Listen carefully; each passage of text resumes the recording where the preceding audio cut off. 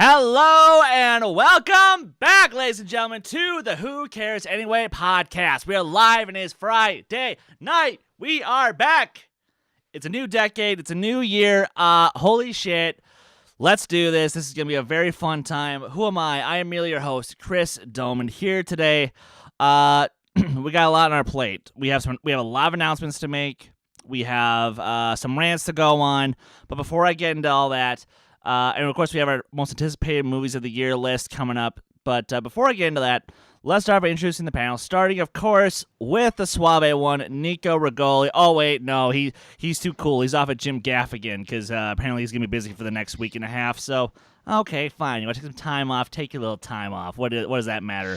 And, of course, we also have the new Star Wars Movie Trivia Face-Off champion in the call, Kees Cornelisse. Brother, what is up? How you doing? How's having the title feel?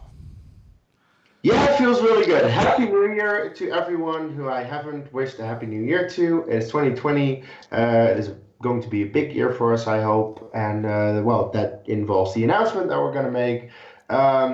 Yes, I finally hold a fucking belt. In over 3 years of doing these fan leagues, I have one. I'm very happy with it. Of course, it's Star Wars. What else would it be? So next one is the Geek title. I need that. I want that. Unfortunately, a part of me is happy that Robert Parker is in the draft, so I can just take it. Part of me also wanted to face him and win it from him. So, yeah. But now. But yeah, I'm very much looking forward to what we're going to do here tonight, so let's get to it. All right. I like the arrogance. I like the cockiness. I like the temper. The anger, the drive is there, just as it is in all true Sith.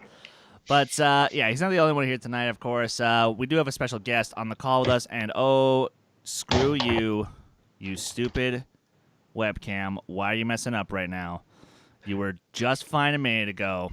Okay, much better. Much better. Anyway, let me please welcome to the show a guest, if you will. Please welcome Mr. Hot Takes himself, Ryan Permison. Dude, what's up? How you doing tonight? I'm doing well, sir. Thank you all for having me. Happy New Year, everybody. This is 2020. And in 2020, we are going to rock this thing. We're going to have a great show. Thank you for having me. I'm very excited to be here, talk some movies, talk some craziness, and just overall just have a good time. I'm happy to be here. Thanks for having me. Sweet. Absolutely. So, a lot. Funny enough, on a normal show, we would talk about some news for a bit, get into some rants and whatnot, and then we'd have a break, talk about our topic. But because we have a three-person panel, it is a top 10 list going tonight, although I'll admit, mine's not really a top 10 ranked. It's just more so I'm going to pick 10 movies that both of these guys haven't really picked, so we can talk about a little bit more variety of films. And, of course, if there's any movies that you guys are looking forward to in 2020, make sure you shoot them down in the chat, and we'll probably get to them, give our quick thoughts. But before we get into all these shenanigans, there is something I want to talk about. Case, in regards to your private note there, that's because that's what's called a camera shot. There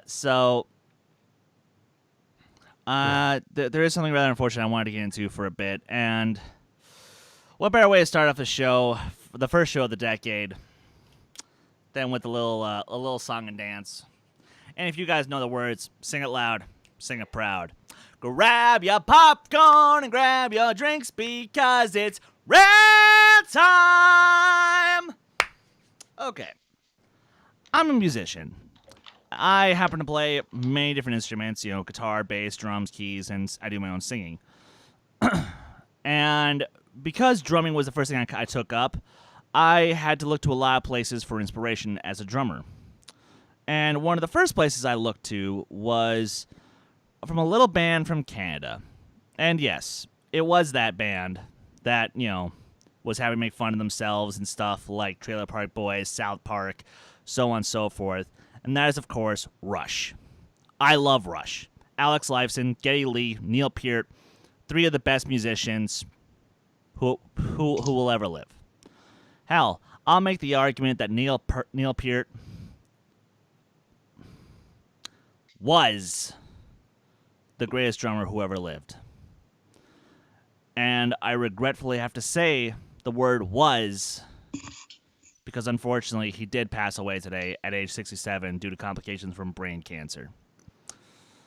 So it fucking kills me that another great talent was taken by such a horrific fucking disease. Seriously, cancer. Listen, can you do me just a big old favor? Stop taking away people that inspire us. Stop taking away people that, have done nothing but do good for the world of art, for the world of better people making than, in the last 40 years. Why don't you take out some of the shitheads? Take out Mitch McConnell. Take out a lot of these assholes. Donald Trump? Yeah, do it, honestly. Like, just, the Vince McMahons of the world, just take them all out. Like, honestly, if you're not creating constructive things for humanity as a whole, stop fucking taking people out. Just stop. And this is why it's very important that we all support Trivia for Thon 2 that is coming up, of course, because Nico is going to do that for a fundraiser to fight against cancer. He's going to save money to make sure that cancer gets, at least we get some kind of a cure or help to get rid of this horrible disease, because it has taken so many people and it will take more people, and I hate it. I hate it so much. Yeah. Because Kees, you and I can both speak to the fact that we've lost people that we genuinely care about to cancer. Yep. My dad. My grandma, my grandpa, Ryan, I'm sure that you've lost someone to cancer, and I'm sure that was very painful. And yeah. So I just had to get this off my chest because, and again, the reason that it bothers me as much as it is, because Neil Peart was a drummer that I truly did look up to in terms of, okay, what is this guy doing that I can then take to make myself a better musician? And there was a lot I could learn. So, to Mr. Peart, to the other members of Rush, thank you so fucking much from everyone here at Dedicated to Art. I know that next week when the first episode of Downtune Dissection drops, we're going to talk about that quite a bit. The first revamped version of Downtune Dissection. Damn right. So, thanks for, thanks for letting me air that out, guys. But now, Kees, speaking of announcements, as I did tease up top, we have some to make. Yes, we do. Uh-oh. Oh, no. Oh, no. And Kees froze for a second there. I will simply put it on myself for a moment while Kees can get himself sorted out. So what the first announcement is, I want to get into. So we're looking to obviously expand the team a little bit more so, and we already have started. One of the first things that we that we did when we were looking to expand on the team is be like, well, who sent out messages to us as far as wishing to show us what they can do? And obviously, I'm just trying to solve for time while Kees has to fix his computer. But he's doing his best, and he is back. He's back. So, obviously, first person actually I want to talk to is someone who's currently on the show right now. That being Mr. Ryan Permison. Ryan, yeah, welcome to the team. And tell us why, what it is that you approached, or tell us why you actually wanted to reach out to us to show us what you can do. Well, I reached out to you guys when you put out the call out in your social media. I said, I like talking movies. I want to expand my repertoire a little bit. I've done a few shows here and there, but I want to continue doing that. And to do that, I want to do some other shows and work with other people and see how it goes. And you guys put out a feeler. I threw my name in the hat, and you guys gave me an opportunity, and I'm very thankful for that. I hope I do a good job. But yeah, I love movies. I've loved movies since I was like 4 or 5, like as long as I can remember. And I want to share my love and passion of movies with other people. I may not have the same likes or the same taste as everybody else, but that's the beauty of movies. Everybody has their own likes and their dislikes, and I am full of hot takes, and I've been in the fan leagues for a long time to know that my the fellow competitors in the locker rooms and the chat rooms are probably like, man, this guy has no idea what a good movie is. Yes, I do. I just don't like. I may not like the same good movies that you do. I like movies that I like because that's what makes me a human. That's what makes me an individual as a fan of movies. So, yeah, despite all the hot takes, I don't care. I put all the hate aside. I try to be positive and think happy thoughts, and it's just fun to be around you guys and talk more about movies. And don't get me wrong, I'm still going to bring the hot takes and bring the comments section to a fiery pitchforks and craziness, explosions, and blow. But man, I can't wait to get into this. I'm excited. And plus, we're talking about most anticipated of 2020. This is a big freaking deal. And what better way to make my debut in this arena than talk about most anticipated of 2020? Because I am sure the chat room is going to be like, don't know if I put that movie on there, but maybe that one. Yeah, no, wait, no, not that one, but maybe that one. So it's going to be interesting. Bottom line, it's going to be electrifying, and it's going to be entertaining and fun. So I'm just happy to be here. By the way that you are talking about, like your taste is very much how I feel as well, because I used to be the hot takes guy on this channel. Now with you, I think you're a little bit more hot take than me, but still, I definitely have my personal tastes. And yeah, it is very much because you just like what you like. And yes, sometimes there are those type of movies that everyone is raving about that I'm like, why? Just why? But hey, that's what makes us movie fans. And that's what, as you say, makes us individuals and different from the rest. Oh, see, now, because I thought you were gonna say to quote One Direction, that's what makes you beautiful. But fuck me, no.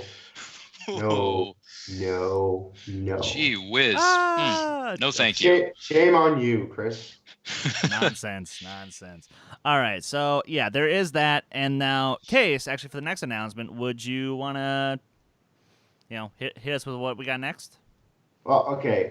So before we actually announce some more members who might be joining the D2A team, I, in combination with Nico, kind of just came up with an idea this past week, which I thought would be really fun, because we have been talking a little bit about like doing predictions for the Schmodown, because Nico has been having his hot takes all throughout next year in terms of who he chooses, because Nico seemed to almost always be the one who was different than us and who he had winning the Schmodown match. However, sometimes he was actually right with that, and we were like, how the hell is this guy right about this?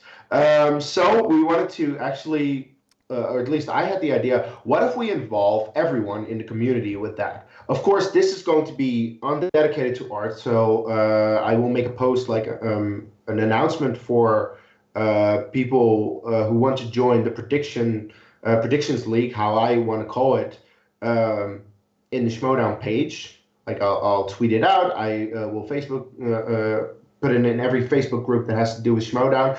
But I want to do a predictions league where before every Schmodown match, I'll put up a poll and I'll just ask, who do you got?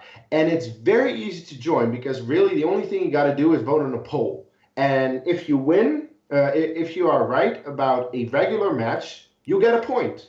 That's how easy it is. You have to just click on the poll with who you think is going to win. And considering that most of our audience is already watching the Schmodown anyway, you know what you're talking about, and you know, oh, I have a preference and I'll pick that person to win. So, yeah, I want to do a predictions league, want to get everyone involved. As I said, for a regular match, it'll be 1 point. For a number one contender match, it'll be 2 points. Of course, it's there are more stakes for a number one contender match, so 2 points. A title match will be 3 points because, of course, that holds all the marbles. It's for all the glory, all the gold, everything. So yeah, 3 points for that one.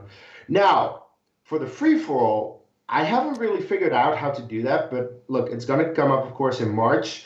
I at least think that the winner like if you predict the winner out of all the competitors, out of the entire field, and seriously, this could be Bobby Finstock coming in at the very last second and just snatching that win because he knows the answers at that point. But it also could be, of course, Bibiani, who is the free fall beast, literally. But the basic idea, if you pick the free for all winner, that'll be 5 points. And towards the end of the year, of course, there are tournaments, singles and teams. If you get a perfect bracket, of course, before the tournament starts, I want you to send your bracket. Perfect bracket is 10 points. And then at the end of the year, we'll see how everyone did and see who is the best predictor in terms of the Schmodown, who really knows these competitors in and out.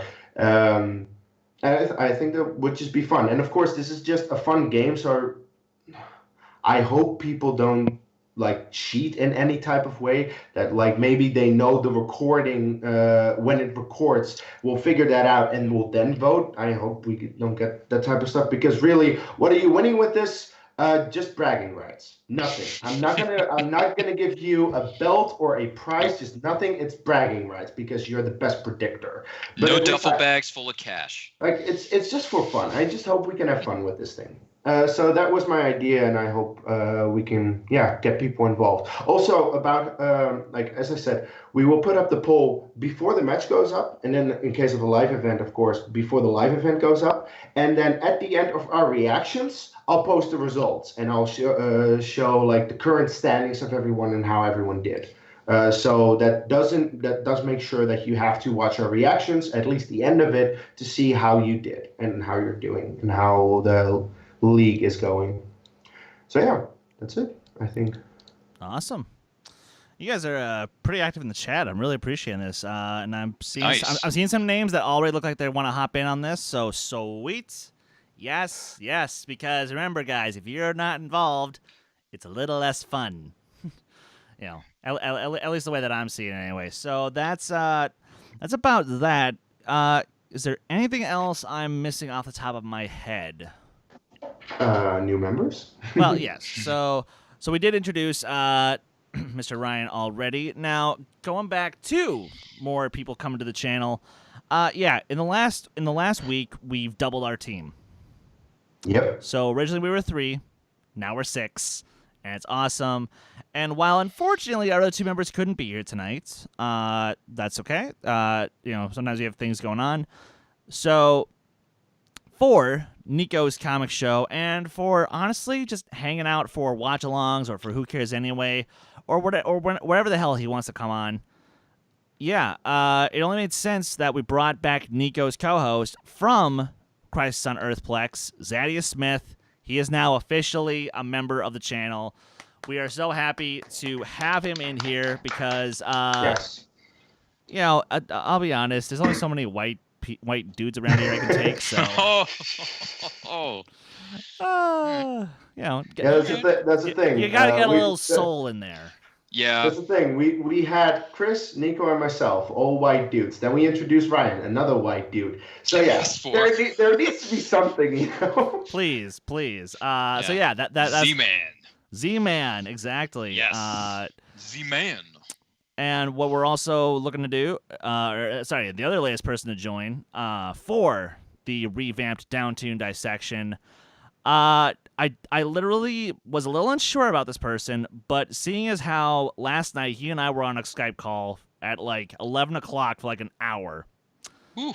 But it was so worth it because you know what? Matthew Rosa really knows his shit, damn it. So he will become the full-time co-host of Downtune Dissection, and to be honest, I'm half tempted to, depending on how the show goes, I might give him the show after some time. Interesting. Because the dude straight up knows his stuff. You know how there are some people who will say they listen to all kinds of music, but then they only listen to just EDM or just country music or just rap music, and it's he listens to everything. He really does, and it's really impressive. So, the kind of knowledge that he and I were dropping back and forth, that's going to be awesome. And just to give a quick little update on the first episode of Downtune Dissection, guys, guys, so how that show's gonna work is he and I are gonna come and we're gonna talk about a new record that we listened to that week, and then we're gonna take a look back at an old record that's celebrating an anniversary. And for the first episode, we're taking a look at the debut record of Bruce Willis. Oh, Lord. That is something. John McClane. Oh my goodness. Literally, the year before he was John McClane, in 1987, Bruce Willis did a country rock bluesy kind of album. Goodness gracious, I did not know that. And I've never actually heard it. So this is going to be fun. Wow. This is going to be very fun. Statement. Wow, in the words of Wayne Campbell, I was not aware of that. So that is essentially that. Now, wait, hold on. Is there anything else I'm forgetting? Oh. Okay. So I'm gonna cock tease the living fuck out of this because it's not officially official yet. No, it's not. But there is well, first off, we do have another person that we're already talking to about joining the channel in a more behind the scenes capacity, handling a lot of graphics and video intros and whatnot for us. But I'm still going to want this person on camera from time to time when they are available because I do think they do know a lot about film and I want to hear their takes. But guys, I'm going to be involved in something pretty freaking huge. Oh, yes, you are. Oh boy. Yeah, I'm for all I know, I could talk about it, but I'm choosing not to talk about it until it's actually happened. So yeah. But I'm just gonna say this. I remember getting off the call with these people, and I could not have been more excited. I ran an extra half mile at the gym that night. Wow. I was that excited. And trust me, my sides hurt like fuck the next morning. But that's good. Wow. But I was really good. excited. Giddy as a schoolboy, huh? Pretty much.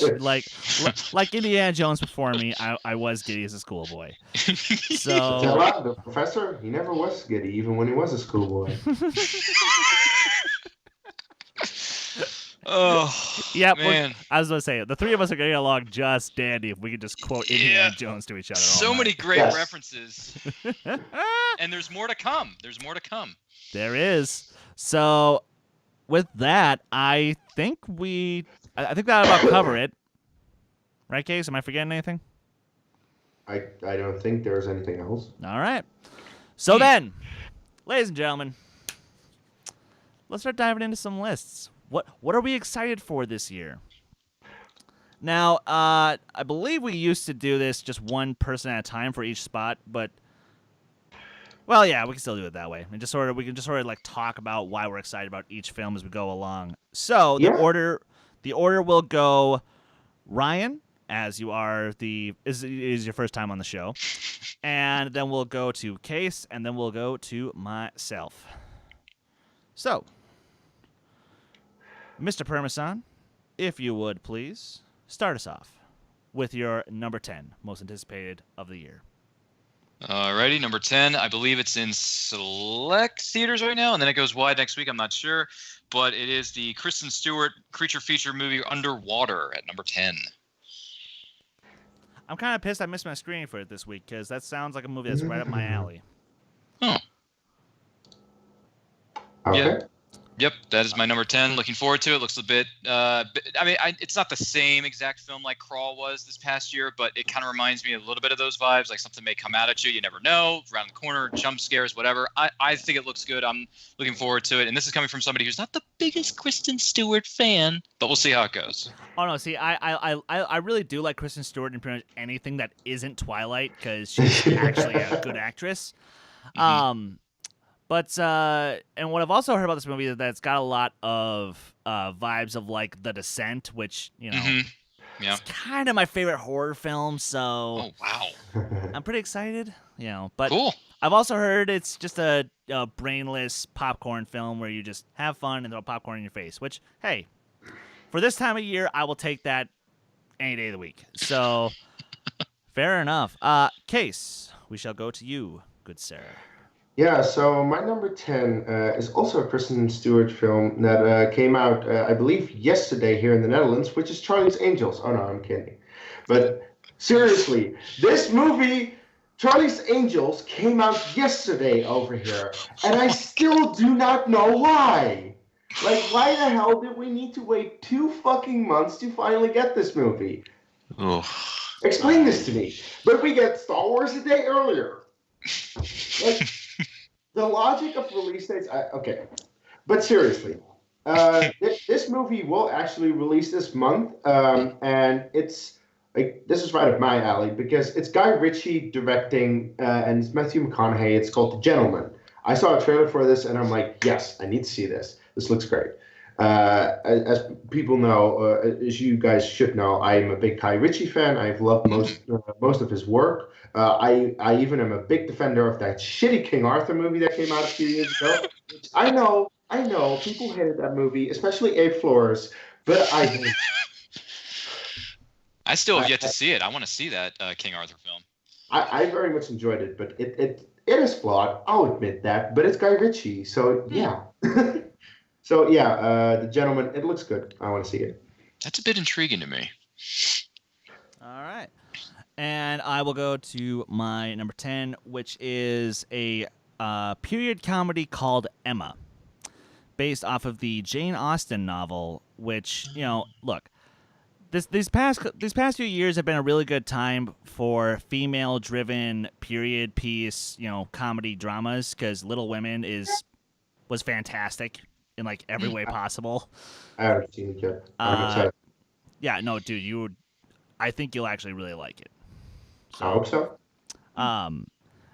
And for me, in regards to Emma, it's that kind of setting, and you've got Anya Taylor-Joy, who, if Daisy Quite Ridley, a hot actress these days. I was about to say, if me getting married to Daisy Ridley doesn't work out, she's certainly a good backup. So. Oh my god. Okay. I'm kidding. Put your faith with her. Chris is never going to get married to Anya Taylor-Joy because if she ever hears that she was second to Daisy Ridley, she's like, well, fuck you too. Wow. I'm sorry. Daisy was there first. Potentially, yeah. All right. But anyway, all joking aside, before I get, hashtag me too'd all over. Oh boy. I know. Yeah, no, and plus I've seen the trailers for this thing. It honestly, the comedy looks like it's gonna make me laugh, and I'm blanking on. Actually, I'm blanking on who else is in the cast. Give me. Fuck it. I'll look it up later.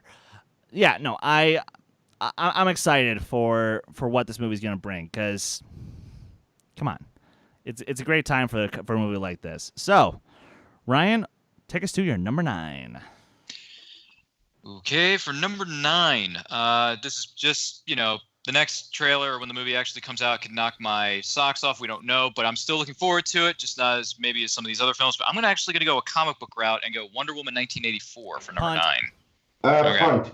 Oh, okay. Not there we go. Much of a punt, but yeah, Chris punted. Okay, that's fair. Big punt. That's okay. All right. I will say nothing more. Case.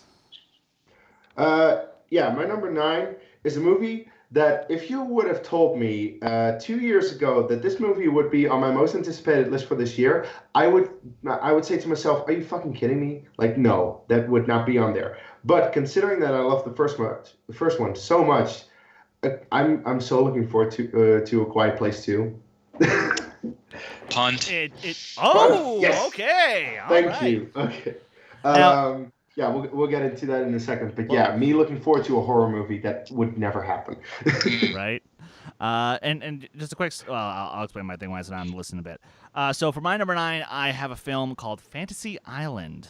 It's basically a horror take on the classic 80s show where, of course, the original had Ricardo Montalban, Khan himself. Yay.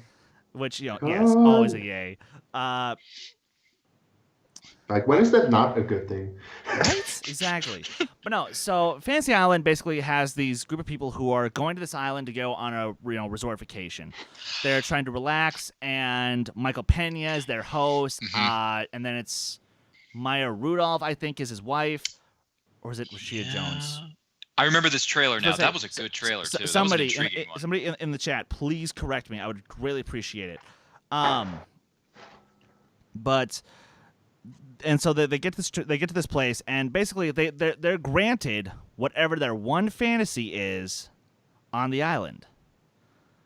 But there's a horrible price that has to be paid with them wanting that. So it's very disturbing, and it looks really cool, and it looks right up my alley, so I cannot wait for this movie. It's going to be a fun time. Yeah, that does look good from the trailer, yeah.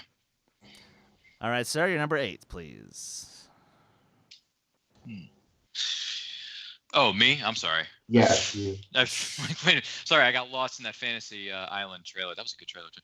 Anyway, number 8 is, I knew they were in the process of putting this together. It took a little while because the Dark Universe didn't work out for them. We know how that turned out. That would be The Invisible Man from Blumhouse at number 8. Oh. Okay. Yes, The Invisible Man. I love the old school black and white Universal monster film, The Invisible Man. I love that movie. I think it's my number 1 favorite of the OG Universal monster movies. I love that movie to pieces.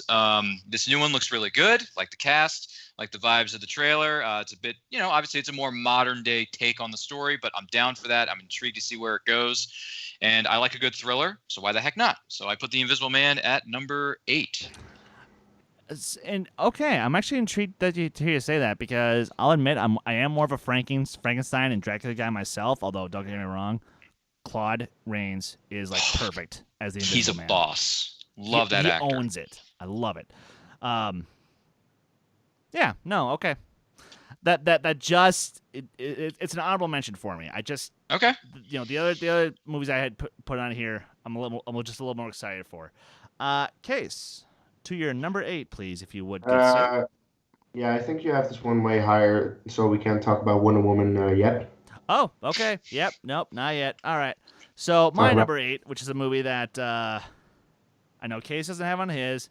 Ryan, I'm pretty sure you don't have this on yours, and I'll keep this brief because apparently I will still get a little bit attacked for spoilers of the last film. But number 8, Halloween Kills. Oh, all right. Come on. I'm always looking for an excuse to go back to Haddonfield. I love an excuse to have Michael Myers go out and kill people. And whatever excuse I can get to have Jamie Lee Curtis with her awesome hair kicking ass. Come on. Seriously, how last week I mentioned, or 2 weeks ago I mentioned a 10-foot high boner during Rise of Skywalker? That's going to be me during Halloween Kills. Jeez. So, good. Yay. Okay. All right. Number 7, please, sir. Ooh. Right. All right. Yeah. Sorry. Just so many. Okay. Crazy stuff going on. All right. Number 7. I didn't think this was going to make the list until I thought about it a little bit more so. And then I was like, the new trailer came out. It still looks like it had the same vibe from the first trailer, despite all the production and behind the scenes issues with the mergers and the deals and the behind the scenes problems. I'm actually going to go with the New Mutants at number 7. Huh. I'm going to go with the New Mutants. Because but here's the thing. I like it. Here's the thing. It's still the new trailer that came out a few days ago. Still reminds me of the same vibe they had in the first one. It's a horror/thriller take on the story. I don't know anything about these characters. I know they are from the comics, but I don't know anything about them. And that's the best thing about going into this movie is that not knowing anything, I just want to learn it and watch the movie for itself, judge it on its own merits. Hopefully, I enjoy it. If it's terrible, it's terrible. But New Mutants, I like what they're doing with it. The latest trailer that came out was really good. It didn't really give too much away of the plot, so I'm down for it. I want to learn more about these characters, and I want to see some, legit, new characters introduced into the X-Men world, even before they get eventually rebooted by Marvel, but whatever. I'm a little surprised that you have this on your list because it might not even come out this year. Yeah, that's a little bit of a fear of mine, but then again, the new trailer came out and they have a release date, so I'm going to keep what do they say? Keep the faith, my friend. So we'll see what happens. True. Fair enough. I can respect that is my number 7. I can respect that. All right. Kees, take us to your number 7, sir. Well, everyone knows I'm a big Pixar fan. And yes, both of them are on this list. because Pixar. The first one is Onward. I saw the trailer. Oh no, I didn't see the. Yeah, I saw part of it in the theater, and it's a Pixar trailer. So don't. Eh. Yeah, like that's kind of the issue with Pixar trailers. Like I can never really get too excited about a Pixar trailer because they're usually not that very good. But the movie itself usually turns out to be very good. I mean, Coco, shit trailers, love the movie. Inside Out, shit trailers, adore that movie. It's my favorite of the decade. So there are different. There's always hope for Pixar movies despite the trailers, and that's why Onward should definitely be on here for me. Yeah, no, and the thing is, like, out of the two Pixar films we're gonna get this year, Onward is the one I'm quote unquote less excited for. But that's because like all that I'm expecting is a funny road trip movie with a good message, with a good family dynamic between Tom Holland and Chris Pratt. And you know what? Honestly, I'm totally cool with that because it looks fun, and I want a movie that's fun, and I think we're gonna get it. So, yay! Ryan, do you have any thoughts on Onward or? Nope, trailer didn't really sell me. It's basically just Spider-Man and Star-Lord voice acting and hanging out, so I don't really care. Fair enough. Although one thing I am super looking forward to, Richard Kind as a centaur. That's going to be fun. Okay. Yeah. My number 7 is a film that's coming to us from a guy who I think is one of the most overrated talent of the 2010s. It's In the Heights, based on the Lin-Manuel Miranda Broadway play. So, yes, anybody who knows me knows I can't stand Hamilton. I think Hamilton is boring. I think it's kind of, well, a little disrespectful. And I mean this in the sense of I'm not a fan of putting modern music in a period setting. Unless there's like a very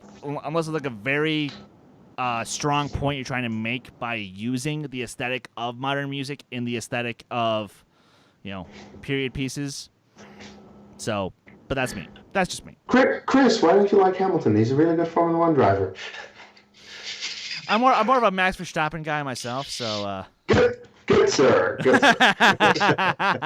But no, but something like In the Heights though. I actually do quite like that play because Lin-Manuel Miranda is basically just kind of giving an autobiography, like a fictionalized autobiography. And, if you're going to put his music and his lyrics on top of some kick-ass dancing with a really cute story, sign me up. I like musicals, but the 2010s hasn't exactly been a very memorable decade for musicals. Sure, we had Anna and the Apocalypse, but nobody saw that. We had La La Land, but that movie was So, I mean, that's one of the most overrated movies of the decade. Yeah, and I'll agree with that. So, I just want a good musical again. So please be good. No, but Chris, most recently we had Cats, and how great was that? You still have to watch it, Kees. I do, and I will get so fucking drunk while watching that. Yeah, you will. Dude, honestly, like, you know what I wish would happen? If I happen to come see you this year in Holland, and if, let's say, there's a theater that's playing it for some theater reason. Is not going to be playing that, but, just from the comfort of my own home on my couch, getting shit-faced. And you know what? Maybe we should, honestly though, if I come over there this year, we should do that. We will do a drunk watch-along of Cats. Yep. And we're going to get yelled at by everyone, and it's going to be awesome. And it's going to be fucking glorious. Yes, it will. Guys, please comment down below if you want that. It's going to be legend. Wait for it. Dairy. All right. Ryan, please take us to your number 6, please. Actually, this number 6 was something that we punted a bit earlier. I believe Kees brought it up. Okay. My place 2. Yep. Yay! Nice. Okay, so here, I'll just get this out of the way right now. I didn't put it on my list because I knew that you two would have it. So. Oh, okay. Okay. No, well, I don't know. I'm looking forward to it. I mean, I mean, the first one did not need sequels. Period. I mean, even if it made $1 billion, I still would say no sequel. It ended on it ended the way it did. It's fine. But the trailer came out, and I was like, you know what? I get it now, and I'm glad they went this route. And my girl, the family from the original, Emily Blunt, what's up, girl? We love you. And her kids are back with her, so I'm down for it. It looks really good. I think what's his name, Scarecrow, Cillian Murphy's in this. I think Dijon Hansu is in this cast. So I mean, like, give it to me, man. That is a really well-rounded cast. So Quiet Place 2, I will be there, and I did not think I would ever say those words. I was like, no, do not make a sequel. Don't do it. But the trailer sold me, so I'm down. Don't do it. Oh wait, you have this. I'm down. Kees, talk about A Quiet Place 2. Yeah.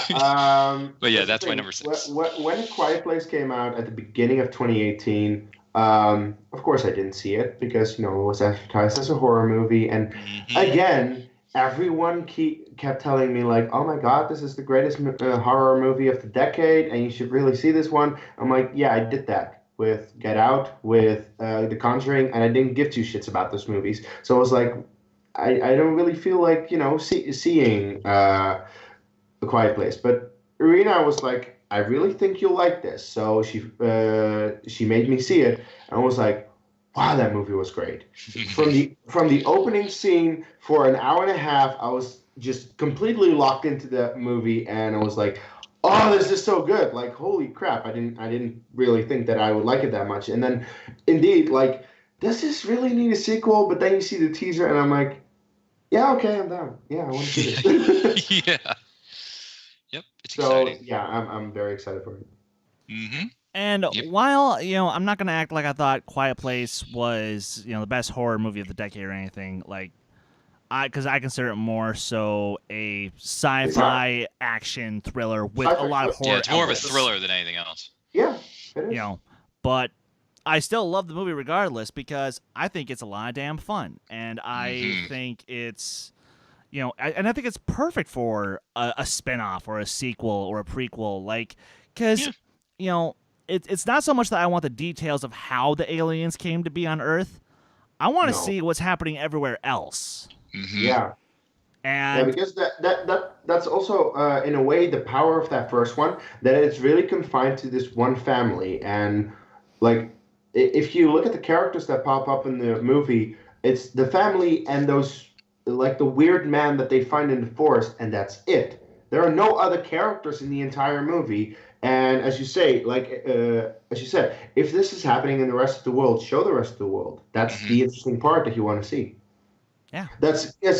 And funnily enough, that's how The Purge started. But The Purge should never have done that first Purge movie where, I'm not talking about the first Purge, that the movie title. I'm talking about the very first Purge. Yeah, Ethan Hawke. Yeah. Came out in 2013 with Ethan Hawke and Lena Headey. Not Headley, by the way. Oh, sorry. I thought it was Headley. No, wait, Lena Headey. Yeah. Right. Because the biggest issue of that movie was that it was in one setting, and it was just one family, and we didn't see. Yep. That's where you want to see the rest of the world. Mm-hmm. But with then you have Purge Anarchy. Yeah, but I mean, that's why Anarchy is way better. But with The Quiet Place, they did it so well that they showed that little part, but made that so interesting to make us want to see more. All right. We're excited. Very. So for my number 6, I had Bill and Ted Face the Music. Okay. And Ryan, would that have been a pun for you? No. Okay. Nope. It's not on my list. Because then I'm sure that this will be a punt. It's Mulan. Punt. Yeah. I have it at 5. So. All right. That's so punt. That is perfect. Although guys, because now we are at our number 5s, and we're not planning on talking about anything else tonight, I think we're gonna take a quick 5-minute break, and as soon as we get back, we will get into our number 5s. So please, ladies and gentlemen, do not go anywhere. We'll be right back.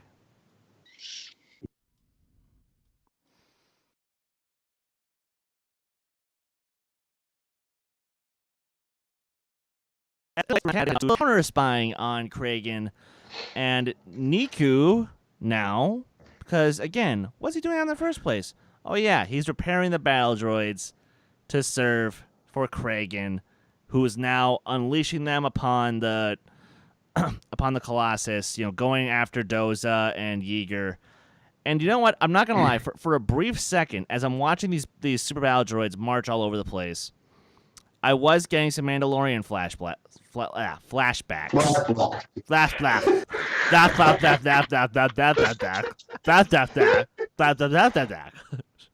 There's the cold open for you, fuckers. Yes. Ladies and gentlemen, if you know this little song and dance, for the last time of the 2010s decade, sing it loud and sing it proud. Grab your popcorn and grab your drinks because it's rad time. So, in 2015, we got a little movie called Star Wars Episode 7: The Force Awakens. And as a proprietor of fan fiction from time to time across various different fandoms, I like to think that I'm well up to date on my ships. I'm well up to date on seeing what kind of stories other people can tell in respective franchises. Just of the fuck it, but what if kind. And I had been seeing for a long time this ship called Reylo that consisted, of course, of the characters of Rey and Kylo Ren, a.k.a. Ben Solo, and I couldn't fucking stand it. It sickened me. I'm like, oh my god, are you people that fucking desperate for a ship that you have to ship the bad guy with the good girl? Oh, for God's sake, I don't buy this for a second. And then The Last Jedi came, and holy shit did I do a complete 180 because, I thought that Daisy Ridley and Adam Driver, as good performances as they gave in Force Awakens, I sensed no chemistry between them. Whereas in Last Jedi, I got nothing but chemistry from them, and I'm like, woo-hoo-hoo. Oh, hello. Please keep that shirt off, Mr. Solo. Especially if you're getting her all flustered like that. Holy fuck. Oh, dear Lord. And then, The Rise of Skywalker, you dared to actually give the fans something that they wanted, only to take it away at the last possible second. Fuck you! Fuck you! Because you know what? Kees actually said it best. Kylo is far more interesting alive. There's way much more you can do with this story. And guess what, Disney? You fucked yourself out of a legitimate opportunity to do an episode 10, 11, 12 down the road. Because now that there are no more official Skywalkers, who's next? There is no one next. But the way that we show he is alive, he has the mother effing Darksaber. Ah! Oh my god! Yes! Yes!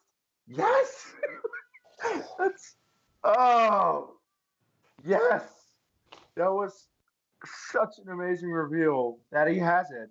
Which, well, we said it before, Bo-Katan is probably dead by this point, which sad, but yeah, how else would he have it, right? Which also, Chris and I were talking just before we got to the review, how interesting it would be to see a comic about either Bo-Katan or Gideon to show what happened there. I would love to. But Chris, the Darksaber, come on.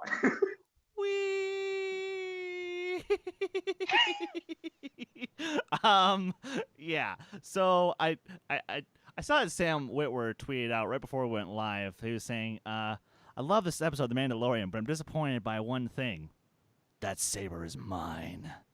Mine. And I'm like, well, Sam, it was yours until you were defeated. But either way, it's the goddamn Darksaber. Okay.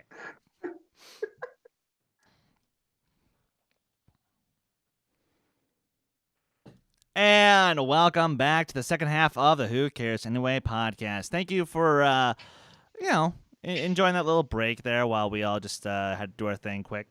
I actually decided I needed a beer that was in the freezer because, apparently when people say they got beer in a freezer, I'm like, don't put beer in a freezer, because when you put beer in a freezer, it freezes and then it blows up in your sink. I didn't want that, so. But that said, let's dive back onto the lists, shall we? Ryan, we are at your number 5. Wait, I didn't have my number 6 yet. Oh, wait. Oh, I am so sorry, Kees. Please. Yeah, we skipped 6s, I believe. No. Because no. It was Ryan who said that he had Mulan at number 6, and then I said it at number 5. Quiet Place was at number 6. Oh. Yeah, he had Quiet Place at number 6. Okay, then you skipped me. You fuck. Yeah, I had Quiet Place at 6. Sorry. Well, Kees, what's your number 6? This might be a punt. I'm not entirely sure. It's Tenet. Punt.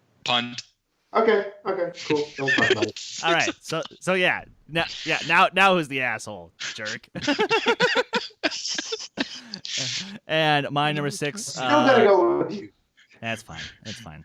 My number 6 got punted, which was Mulan. Yeah. Yep. So, all right, Ryan, to your number 5, please, if you would, good sir. It was mentioned just a moment ago. It's a little film called Tenet. Punt. Yeah. Yeah, there you go. Okay. All right, Kees. Okay. My number 5 is Mulan. Yep. Punt. But that's a punt. Wow. We're going to be hearing this a lot now. All right, this will be fun. But you know what? And now that I'm starting to get an idea of some of your guys' list, I am curious to see if we all have the same number 1, because I think we actually might. I hope so, at least. I don't know. All right. Well, anyway, my number 5. Okay. Here's the thing, Chris. I'm pretty sure you and I have the same number 1. I'm not sure about Ryan. Probably not. We'll but see. Still. Probably not. All right. So back to my number 5, which we've already punted from twice. That is Wonder Woman 1984. Yeah. Look, Yay. I have questions up the wazoo about this movie. How is Steve Trevor still alive? How awesome is the cheetah gonna be? Deanna can ride the fucking lightning, and I can't wait to see more of it. But you know what? I love the original. Yes. Do I have some issues with the third act? Of course I do. But I don't care, because to me, this is Gal Gadot's franchise. This is where she can actually prove to be a good actress. Yeah. Because she's great at providing the heart. She's good in the sweet moments. She's good at the comedic moments.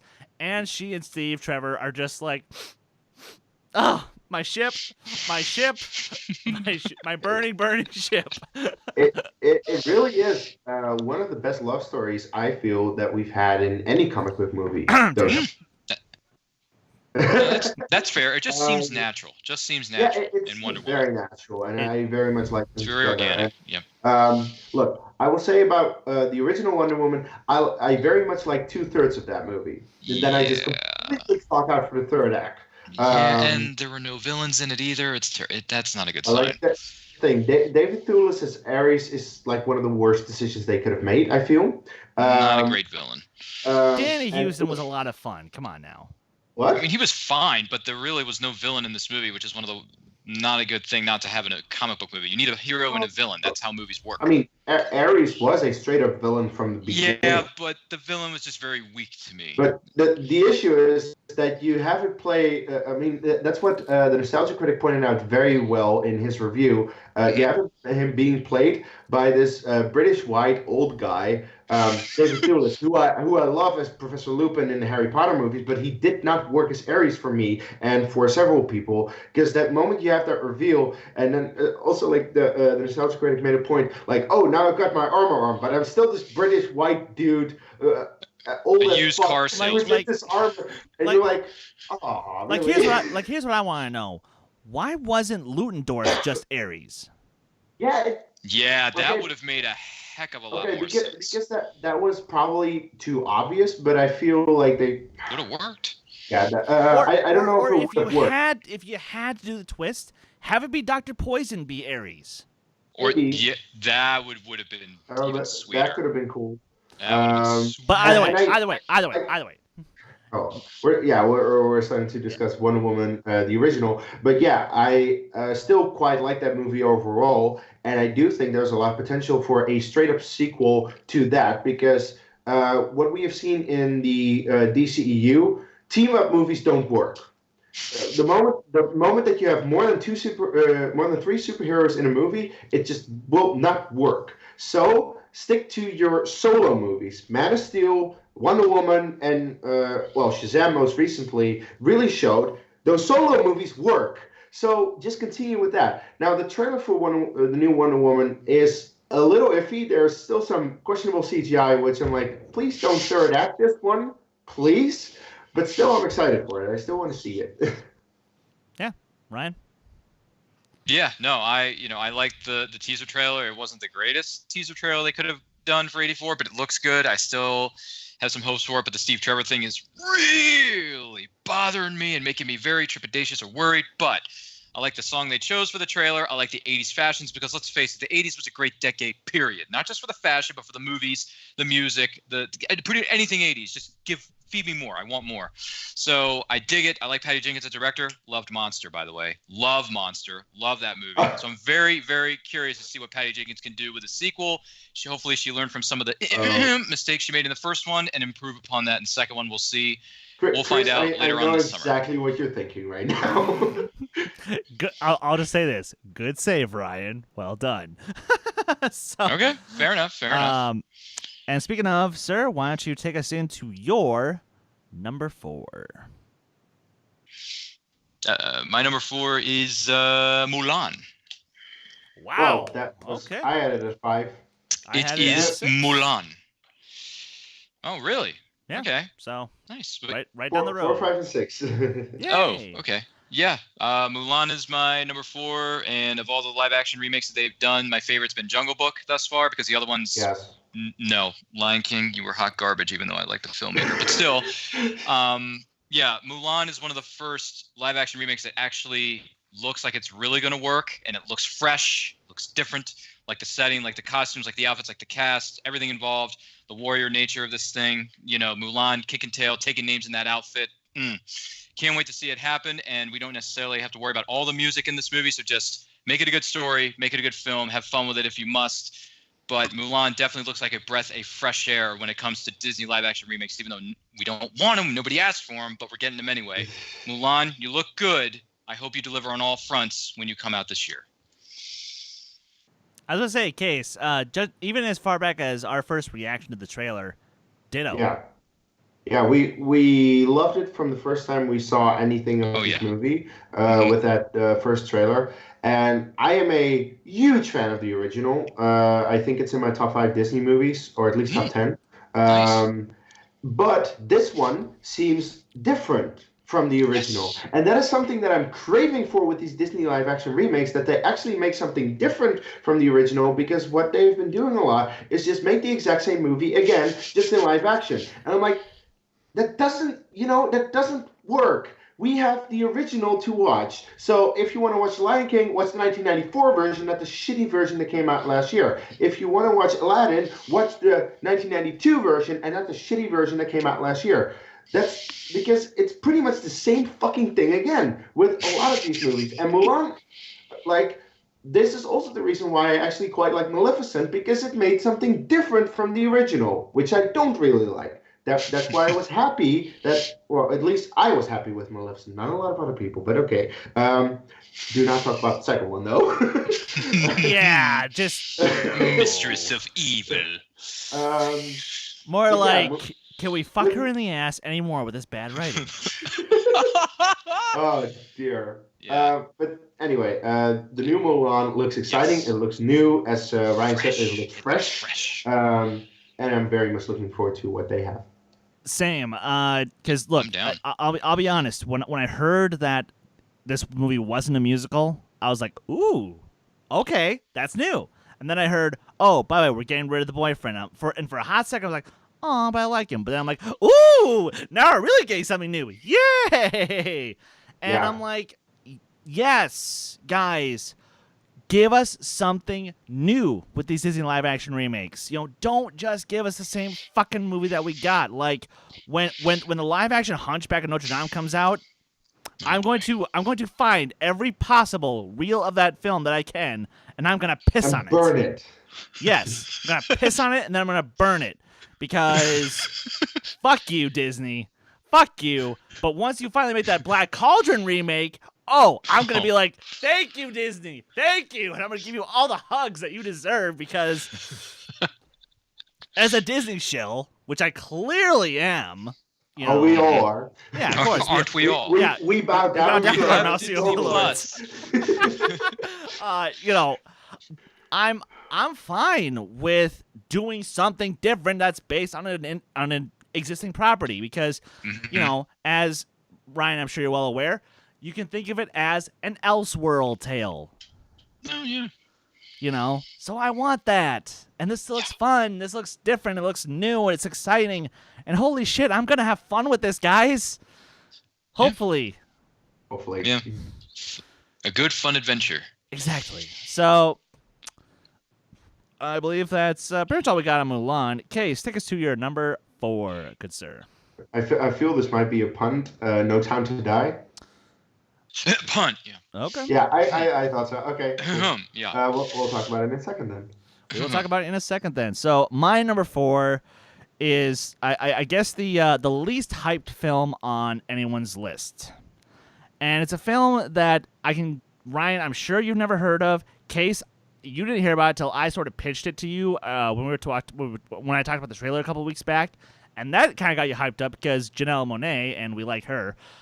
Yes. It's Antebellum. Yeah, you pitched it to me. I forgot about it. It might have been on my list. I'm not entirely sure. That's fine. That's fine. It sounds good. No, so what the basic premise of the story, from what I've gathered, is Janelle Monáe plays someone who is currently living in our day, obviously, our time, but she does live in the South, and it doesn't take a genius to figure out that unfortunately racial tensions are still pretty rough in the South. So what do you think would happen to someone of color if they stumbled upon an area in the South where time worked a little screwy? Where 1 minute, you're in 2020. The next minute, you're suddenly in 1862. Oh, my. Yeah. Yes. All aboard. All Sure. aboard the Express. Holy shit. This thing sounds fucking awesome. Yeah. Okay. And here's the thing. Is it going to be another movie of white guys are just the fucking worst for 2 hours? Yeah, but you know what? If I can get some truly menacing, evil performances out of it, and if I can get, Janelle Monáe doing her thing because holy shit, she's just great at everything. Yes. Yes. I'm down I for might this have movie. to keep an eye out for this. Please do. It comes out in April. Guys, same thing. April. Okay. In April. Go check out Antebellum. This thing sounds... I have to look out for the marketing for this one. Yes. All right. Ryan, if you would, sir, take us to your number 3. All right, number 3. This film has been shuffled around a couple times, so maybe it won't come out this year. I hope it really does, because I just rewatched the film that came up before this. That's going to be the Battle Royale we've all been waiting for. I know Mark Ellis is going to love this movie. It's Godzilla vs. Kong. Okay. Godzilla vs. Kong, the Royal Rumble, the WrestleMania main event that a lot of fans out there have been waiting for. Now, I've been a fan of the MonsterVerse since the very beginning. I liked Godzilla. I know some people didn't. I really enjoyed Kong Skull Island, and then I really, really, really uber enjoyed Godzilla, King of the Monsters. And that's the best one. Just on Blu-ray. Yeah, I rewatched it most recently on DVD. I really liked it. Still enjoy it to this day. Coach Eric Taylor, Kyle Chandler, you can never go wrong. In that, among other great members of the cast too. But yeah, Godzilla vs. Kong. I'm excited to see monsters beat the living heck out of each other for 2 hours. Is it going to have a crummy human subplot story? Probably. Doesn't matter. Why? Because I eat it up. And I eat it up with a spoon, and I'm going to enjoy every single minute of it, just like I enjoyed Godzilla, King of Monsters, seeing that on a big, gigantic screen at my local Cineplex. Godzilla vs. Kong, I hope it doesn't get shuffled again because I really don't like it when films that I'm really excited for get delayed. So Godzilla vs. Kong, I like the poster. I hope Mark Ellis is excited as I am. I'll be there opening weekend. I'll see you there. Yeah, I'll just say I really didn't like the 2014 Godzilla because there's like less than 5 minutes of screen time for a fucking Godzilla. And I hated the human subplot. Like, are you fucking kidding me? Especially when you have Aaron Taylor Johnson and Elizabeth Olsen also in another movie the year after. I'm like, they have no chemistry whatsoever, unfortunately. So yeah, I really didn't like that one. Then Kong was cool when it was just Kong fighting monsters. Other than that, again, a stupid human subplot. Godzilla, King of the Monsters, is the best one, as you said. It definitely is, because you know what you get? You just get fucking giant monsters fighting each other for 2 hours. And actually, like, Godzilla has a good chunk of screen time. Like, that's what you want from your goddamn Godzilla movie, isn't it? Now, does it have a stupid human subplot? Yes, it does, but who cares? Who cares anyway? Exactly. I mean, and I'll say this about King of the Monsters. At least it's decently acted. Kyle Chandler, I got no issues with him. Millie Bobby Brown, I think she's adorable. Hashtag Millie Bobby Brown for Judy Garland. Wizard of Oz movie. Let's make it happen. Interesting. Yeah, I know that's been my thing for like the last 2 years. I want a movie about the making of Wizard of Oz with Millie Bobby Brown as Judy Garland, and I would love that. Wow. But and Vera Farmiga, I love her, but that movie was the biggest possible ball of meh I could have gotten. So literally, if there's no people in this movie, I'll love it.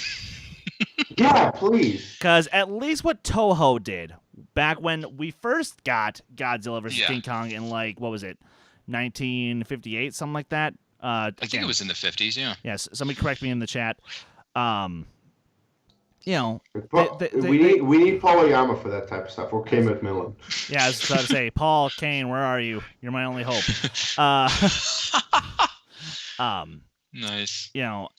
Yeah, it's they kept it 90 minutes, and this movie, of course, is going to be like 2 hours, 2 hours 15. That's fine. Yep, 2:10, 2:15. Yeah. So, like the last one was. I just want to be entertained, and I just want good Kong versus Godzilla action. Yes. And I don't want a clear winner.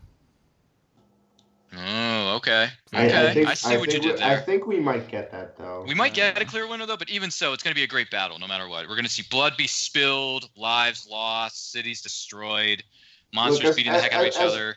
As long as we get more than 8 minutes of screen time. We will. Because in the 3 hour movie called Batman v Superman, we had 8 minutes of screen time of Batman versus Superman. Yeah, then at least we'll be good for this movie. Exactly. 62. Thanks, guys. I appreciate that. 62. Okay. Okay. I was in the ballpark at least. So, yeah. That's my number 3. Awesome. Kees. Yep, that's the bronze medal winner. My number 3, the other Pixar movie, Soul. Punt. You guys don't have Punt even. Okay. Ooh, cool. Okay, cool. So my number 3 is a little movie called Tenet. Yay! Let's talk about it. Let's talk about it because I saw the first 5 or I had that IMAX preview. Prologue. Yeah, I saw the prologue for this thing. Oh, really? Yeah, when I saw if you went to see Rise of Skywalker in IMAX, you got the prologue for it. Oh, I thought, okay. All right, so it was the first couple of minutes of footage. Okay. And holy fucking shit. It was that good, huh? It looks pretty impressive. It looks pretty it looks pretty damn good, honestly. Like, nice. And here's the funny thing. No matter what happens, this movie will set the tone for Christopher Nolan in the 2020s. Oh yeah, for sure. Let's rewind the clock 10 years when Inception came out. Yikes. That movie set the tone for what his career was going to be like in the 2010s. Sure, a lot of people did like Inception, but it was also a little bit hotly contested amongst some other people. And sure, yeah. it got a Best Picture nom. Good for him. But, I mean, so did Dunkirk, but... Well, yeah. But in fairness, look at what happened afterwards. He had Inception, and then Dark Knight Rises, and that's Yeah, I love that movie. It's And then you had Interstellar, which is total. I like that movie. That's like the one movie. I'm your ghost, Murph. I don't care. Murph. Boy, Interstellar to me was a step down. Big step down. And then Dunkirk on top of that, and I was just like, dude, what the fuck Haven't seen it, happened? so I can't say. Oh, it's pretentious as all hell, like most of you. I have not seen Dunkirk. But still see it for trivia studying purposes. Oh, yeah, I will. I have to see Dunkirk eventually. And also to see, why Baby Driver didn't win the sound Oscars, and why Baby Driver has definitely deserved the editing Oscar. Although, actually, I will admit, the best thing about Dunkirk was easily the score and the sound work. Yeah, absolutely, and that's why it did deserve those, even though Baby Driver might have won them. But editing, like, no fucking chance can help. No. Fuck you, Academy. I will always hate you for that decision. Yep. But that said, Tenet does look fucking insane, and I mean, look at the cast. John David Washington, Robert Pattinson, Michael Caine, and pretty much all of his other regulars. This thing looks awesome. It looks incredible. Yeah, I remember seeing it right before we saw Rise of Skywalker in IMAX. The only thing going through my head as the scene went on, I'm like, we're not watching a trailer. We're watching a short film or something else. And that was kind of annoying me because I'm like, give me my goddamn Star Wars movie. But what I was watching, I'm like, this looks pretty good. This looks pretty damn good. And I kind of want to see this. I mean, I was sold by the trailer. I love the trailer, so I can't wait to see this thing. The moment that it was revealed, there was Tenet, and I was like, oh, that's a new Nolan movie. Yeah, that looks good. That looks really good. Yeah. All right. So, Mr. Ryan, if you would please take us to your silver medal winner for the evening. Number 2, I grew up with this franchise. I had my late father, God rest his soul, took me to see my first film in 1995, and that would have been GoldenEye at that time, and that's why I have No Time to Die as numero dos at my silver medal, because I've been a Bond fan since the GoldenEye days, and then eventually I went back and watched the Connery films, the Timothy Dalton films. I watched one Roger Moore film, and that was enough. Do not like that. Live and let die, whatever. I'll take you haven't seen his best one, then. I've only seen Live and Let Die, but anyway, that's neither here nor there. I've been a Bond fan for a long time. I'm very much excited to see how Daniel Craig wraps this thing up, because after the disappointment of Spectre, yes, there were certain elements and bits and pieces of Spectre that I did enjoy. Overall, I was like, I'm not feeling the Skyfall or Casino Royale vibes here, man. It's not working. So I'm hoping that No Time to Die makes up for that. I mean, the trailer did a fantastic job of making me forget that Spectre ever happened. So very much excited for this. I can't wait to see who does the title theme song. I don't know who's doing it. I don't know what the opening credits are going to look like. But either way, it's a Bond film. I'm down for it. I'm going to wear my James Bond T-shirt. I'm going to look my best. I'm going to look sharp. I'm going to look good. And I cannot wait to see how Daniel Craig wraps up this era of himself as the legendary agent known as 007 James Bond. Cannot wait to see it. It looks great. Made you forget about the last one, huh? Yeah. Hold on. I don't care if you think Spectre is better than Skyfall, Kees. Yeah, nobody cares. You're still wrong, Case, but that's all right. I still love you. Yeah, you are so wrong, but Skyfall's better. But it's not. Oh, but it is. But we can talk about that another day. But yeah, No Time to Die. I'm excited. All right. That's my number 2. Case, you had that at your number 6? 4. 4. Sorry. 4. Oh, you had it at 4. Yeah. Okay. Look, I'm a big Bond fan. I mean, you see the poster of all the Bond. Ridiculously good-looking poster mural on your wall. Yeah. Thank you. I have been a big Bond fan for a very long time. I've seen all the movies several times, even the older ones. And I have like a certain appreciation for every single actor because Connery started it all, and he has some really good movies. His best is probably Goldfinger.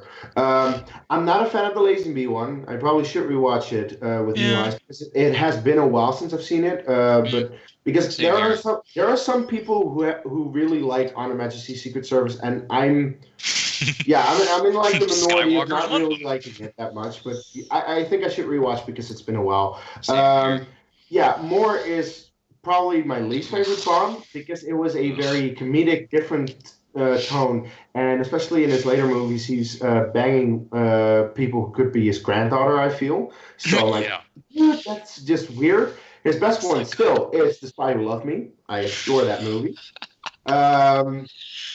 Dalton, I felt was a darker one. Like he was ahead of his time. He was very ahead of his time. Because at the time it didn't work, but if you watch those movies now, they work. I need to go back and rewatch Brosnan those. was pretty much the introduction. Like I was introduced, probably on the worst one ever because I was introduced with Die Another Day, which I liked at the time because like I was a dumb kid, I had no idea, and I enjoyed it. But I went back to watch his other movies, and I mean GoldenEye, come on. It's my personal favorite. It's my personal favorite of all time. It's my second favorite because Daniel Craig started with Casino Royale, and I just adore I adore everything about that movie. It's one of my favorite movies, period. Now, Quantum of Solace was a big step down. Ryan, shut up. It was. Skyfall, I think Skyfall is a good movie. It's just not for me. I personally don't really get that much enjoyment out of it, but I do see why people like it and why it is a well-made movie. But I do think Spectre is quite a good movie, and like it is a well-made movie at least. Is it? No. I'll give you that, but I think it's a well-made movie. But the moment that you start to think about like if you loved Skyfall so much, then you probably will have certain issues with it, and some things don't really make sense. And I will be the first to admit, Spectre has issues, but I very much enjoyed it. I saw it twice in theaters. I saw it a couple more times at home. And I just very much enjoy Spectre. And that's why I'm like, please, let's see where we can go based off that. Now, of course, the weakest part of Spectre was, unfortunately, Christoph Waltz, who is a really good actor. But yeah, him as Blofeld, that just didn't work. Blofeld. You know, if he has a lesser role but still like a side role in this, I'll be okay with that. I'm just very excited for Rami Malek as the villain because Rami Malek is like the hottest ticket in Hollywood right now, especially after his win in Bohemian Rhapsody. I'm like, just give me more of that guy. He's so good. Yeah, pretty much. You know, and when it comes to Spectre case, I will always meet you halfway. Where I do think it's very well made. It's pretty well acted. Sam Mendes. Yeah, it's still Sam Mendes. Yeah. But it's just, to me, it does feel like a bit of a slap in the face to the franchise and to the 3 films that came before it. Because all of a sudden now everything is all super tied together thanks to this one guy, and I'm like... It was me, James, the author of all your pain. It really hinges on Blofeld, and unfortunately, it's not the most pleasant. It was just kind of like, huh? Really? But that said... It was weird. But that said... No Time to Die looks great. It does look great. I can't wait to see awesome. I can't wait to see what Lashana Lynch can do as the other 00 agent. I can't wait to see Jeffrey Wright back as Felix Leiter. Oh yeah, Felix. Maybe for once we can have a Felix that dies. Sorry, Hope not. I like that dude. Don't kill him off. Well, you know, maybe don't kill him. Can't do that to Jeffrey Wright. He's a good. Yeah, don't do that. But fine. Yeah, it looks good. But anyway, man. No, I am looking forward to this movie, and this would be my number 2 on the list, but because again, I wanted to get some other films on here, so we didn't all have the same list. So, but yeah, I'm a massive Bond fan. I love me some James Bond. So, I'm excited. But I'm also scared, and also scared in the best way. I feel. So, let's have some fun. And I just want to hear some classic. So all of it. All of it. Kees, take us to your number 2. Yeah, I wonder if you guys know about this movie. I think Chris knows about this movie. Ryan might not, but it has been 6 very long years since David Fincher directed a goddamn movie, and now we're finally getting one again. So praise to the heavens, praise to everyone that David Fincher is finally making a movie again. I know that he has his show Mindhunter, but yeah, there's a movie coming out. It's called Mank, and it is about the creation of Citizen Kane and the differences between Orson Welles and the original writer of Citizen Kane. And it sounds so fucking interesting because this is one of the very few classic movies that I've seen and I've liked. That is like an anomaly that doesn't really happen. That I watched a classic movie and I like it. But Citizen Kane was really well done, I felt, and I am very interested to see how he tackles this true story, because David Fincher and true stories, that just works. Zodiac, The Social Network, like, yes, it works. It is because for some reason he knows how to get a writer to write his movie that he can direct, and that like Fincher, he's such a good director. And please, oh no, wait. Okay. He might get the Oscar nom, but he's not gonna win it because of the number one. Yeah. On my list. Yeah. And Kees, unfortunately, you're just gonna have to live with that. Yeah. But I won't be mad at that one bit, by the way. Fair enough. I quite remember when I broke the news to you on an episode last year at some point, and you just like squeed. You fucking squealed, and it was glorious. Wow, it's really been 6 years since what was it? Was it Gone Girl? Gone Girl. Dude, that movie's so freaking awesome. It took him 6 years to make another film. Gee whiz. Well, okay, to be fair, as I said, he's been busy with his TV show Mindhunter. Yeah, and I've heard good things about that too. So. Me too, but I don't think I have not seen it though. I haven't seen it yet either, even though I. Oh, great! I'm not the only person who hasn't seen Mindhunter because I feel like everyone else has. There's a lot of TV that Kees and I have both missed, so. Yeah. Yay! I'm not alone in this camp. To be fair, Chris has yet to catch up with all of Game of Thrones. I've yet to catch up with Legend of Korra, for God's sake. So. Gee whiz. Yeah, but you can skip that. No. All right, David Fincher. Good on you, man. I need to.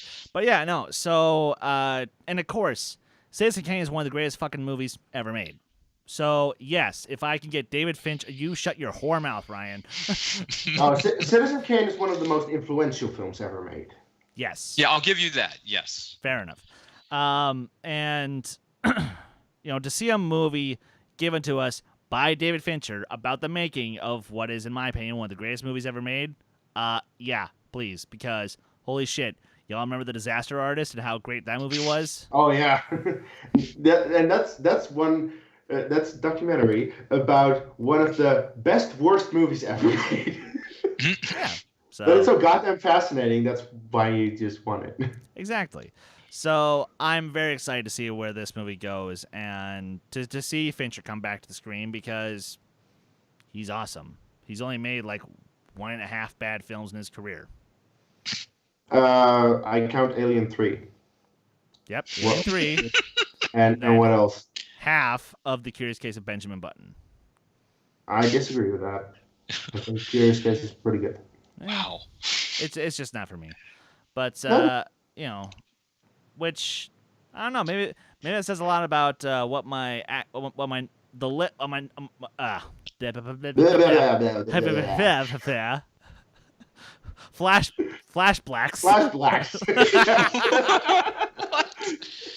Okay. Oh, God. Okay. Yeah, check out our latest Resistance. Actually, just check out the cold open that we did for that.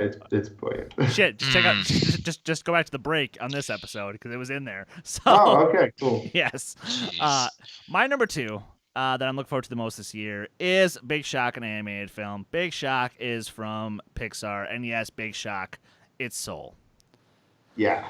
Because, if we can do Inside Out, but about someone's soul, and we can do it in the background of being about jazz, yeah, please. These are some things that I can fully get behind because I love jazz music.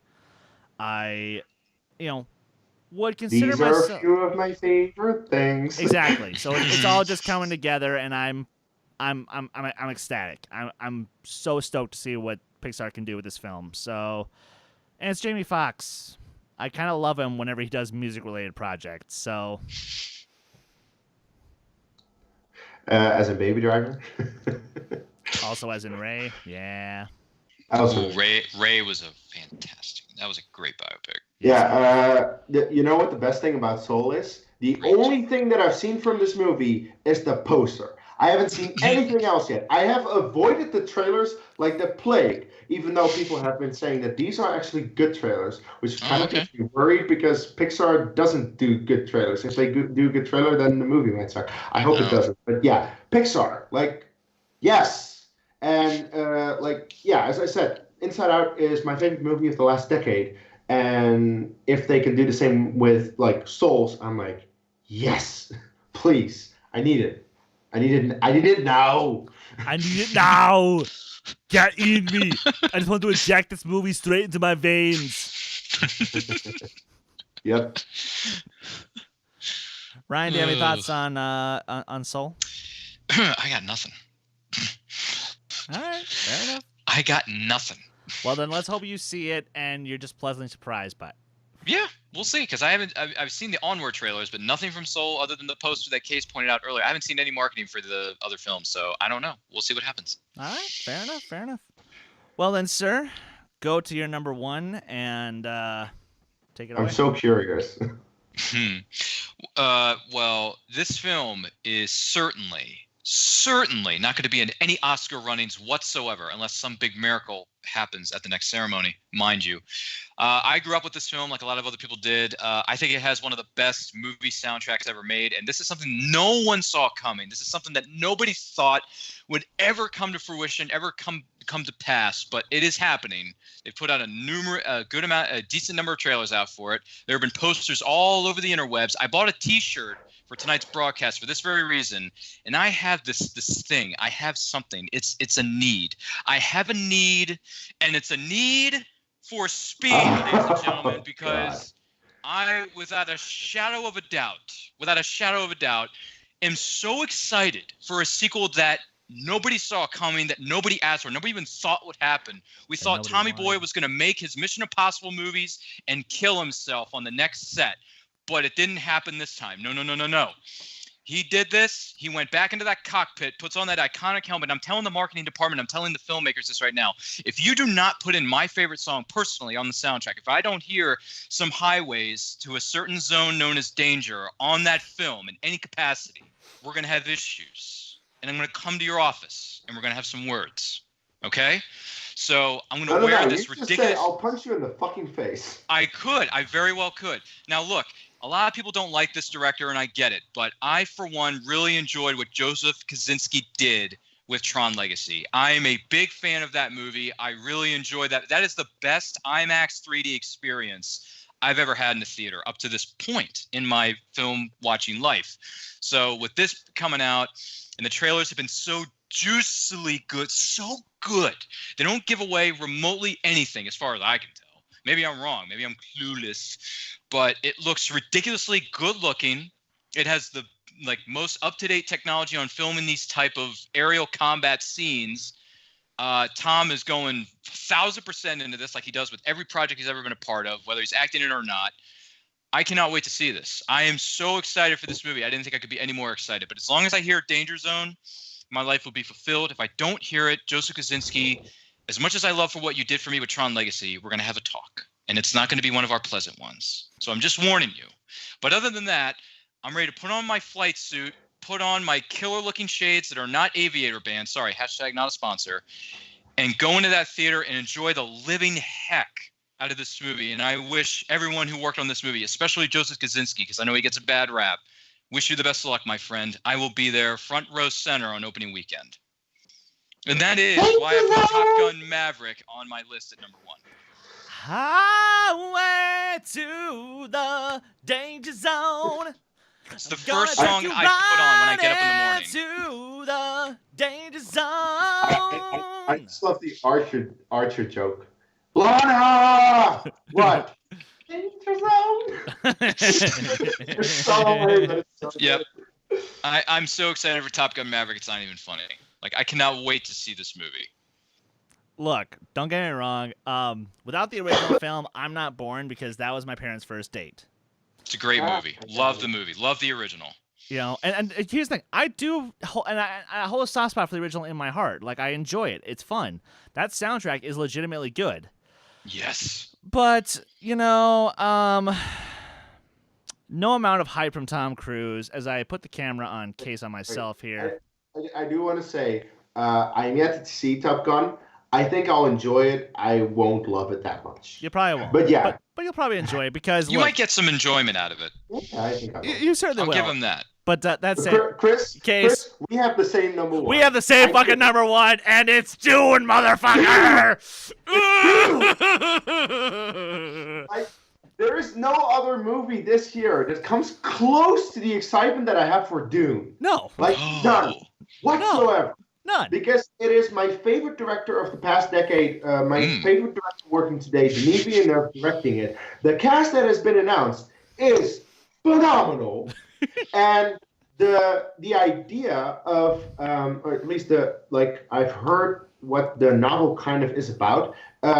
If you have Star Wars mixed with Lord of the Rings, I will say yes to it instantly. Like, take all the money that I have, you can have it. I was going to say, you know that 10-foot boner I mentioned? Let's put extra 5 feet on that thing because she was yes, really nice. Look, by far. Sure. Has every decision made in a Denis Villeneuve film worked for me? No. But that said, has he made a bad film? No. I mean, holy shit. Like, Denis Villeneuve is like the best. Straight up. And the crazy thing is he only really made movies in the 2010s. But if you look at his movie, I'm yet to see Insomnies, so I'm not entirely sure about that one. But then you get Prisoners in 2013, phenomenal thriller. Then you get Enemy, a crazy mystery movie with one of the most insane endings in history. That after you watch it, you need to look up an explanation online, and you need to watch it again because that's just how that movie works. Then you get 2015, you get Sicario, one of the great crime thrillers about the cartels, beautifully shot and very well acted. What a movie. Incredible. Then you get Arrival, one of the best science fiction movies of the decade. And some people might have an issue with the ending. I actually do too, but I still love that movie because of a lot of things. And again, the cinematography. And my heart still bleeds that this movie only got one Oscar win. Like, are you fucking kidding me? And then you get one of my favorite movies. I think this is my second favorite movie of the decade in Blade Runner 2049. A sequel that no one needed, thought we would ever have. Actually, like Ryan just said about Top Gun, would we ever have that sequel? Probably not. But we got it, and I'm so glad we got it because, my God, it was phenomenal. So after that movie, I'm like, okay, Villeneuve can do a sequel to a movie that we never thought we would have. And based on all his stuff that he's done, make all the movies. I don't care what you make. I'll see it and I'll love it. So Dune is like, yes. And here's the thing, guys. I have a soft spot in my heart for 1984's David Lynch film because I love David Lynch. Big shock. But as someone who has seen multiple interpretations of Frank Herbert's classic novel, no one has quite gotten it right.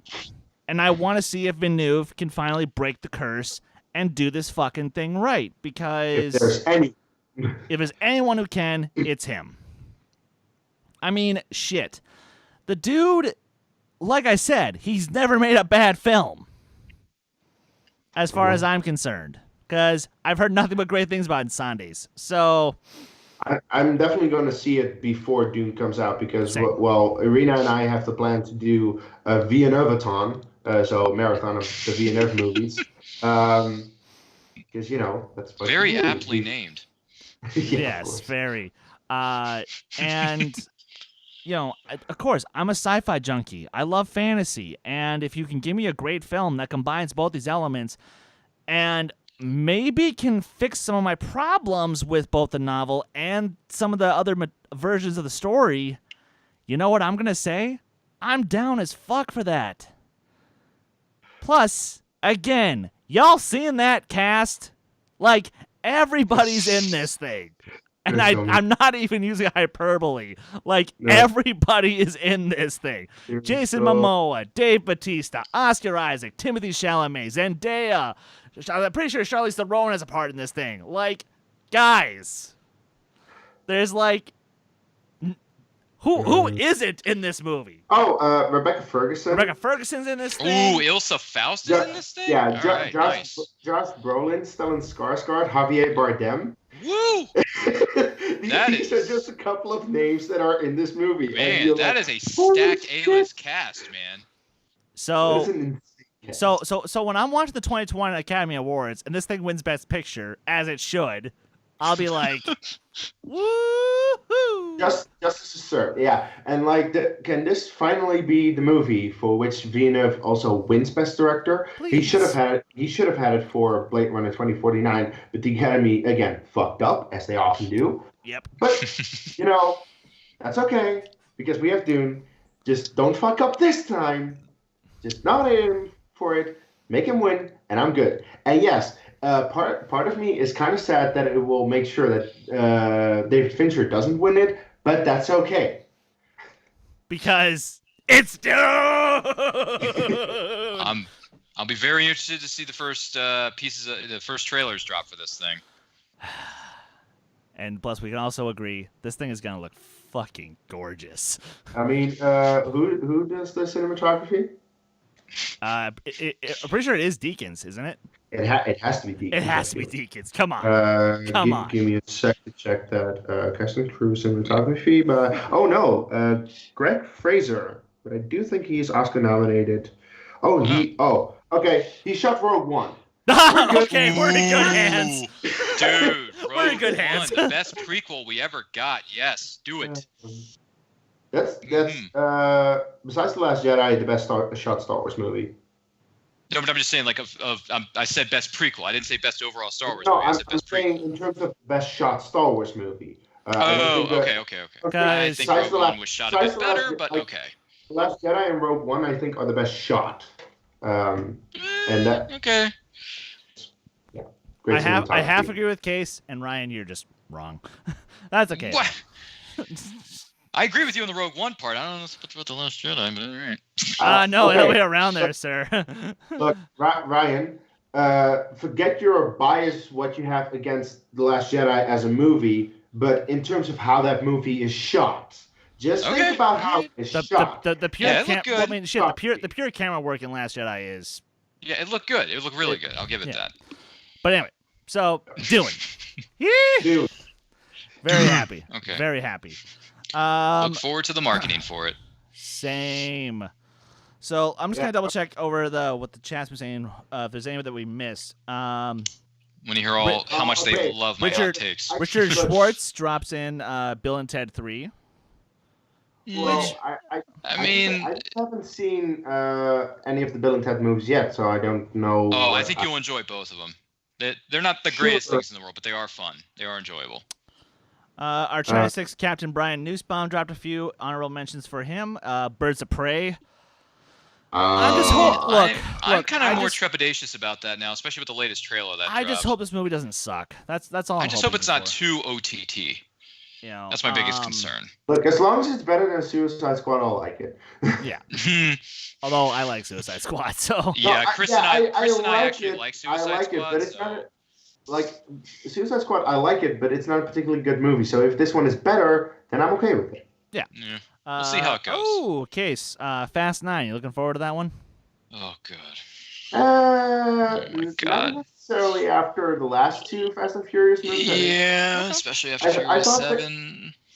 I thought I really dug Furious 7, but Fate of the Furious was cool. It was another Fast and Furious movie, I guess. But Hobbs and Shaw was. So I don't really know why I should be that excited for Fast 9. The biggest issue essentially is there's no Paul Walker in this franchise, and he really was a big part of it. And We miss you, Paul. A big reason why I enjoy 5 and 7 so much. Oh, yeah, Fast 5 is so freaking good. It is really good. So freaking good. Everyone please yell at us how we didn't say Ghostbusters, because none of us really cares about Ghostbusters. Nope. Just like I don't care about Fast 9. I could care less about Fast 9.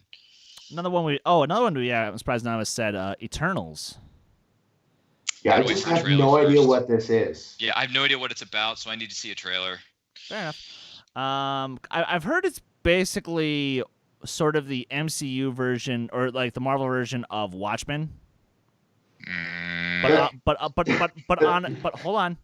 on a galactic level, and how it's going to tie into the rest of the universe is essentially a quote-unquote, not really a backstory for Thanos, but like I know that Thanos does play a part in Eternals.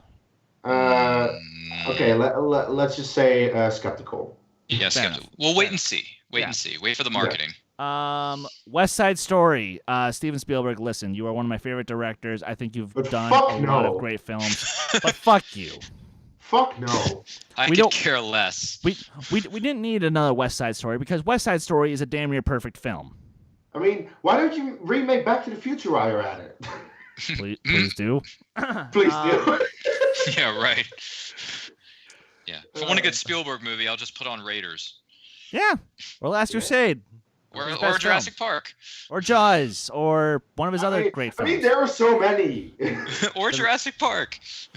There really are. Jeff Goldblum, we love you. Bob's Burgers, the movie. I wasn't aware this was happening. Wait a minute, that's an actual thing? Yeah. Oh, fuck. That's a thing? That's actually happening. This is going to be like a Playmobil movie, I feel. This is really happening? Well, what I'm hoping, though, is that like it's more like the Simpsons movie where, because... Oh, where it's actually better than the show, please. That would be nice. That'd be nice. And hell, yeah, you know what I actually want, though? I want the Bob's Burgers movie to still be a crossover with Archer.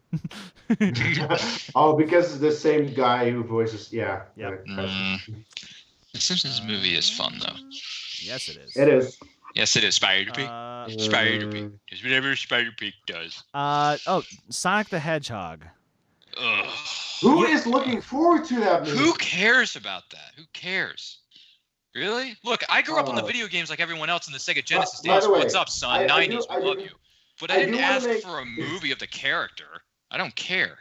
I do want to make one thing very clear.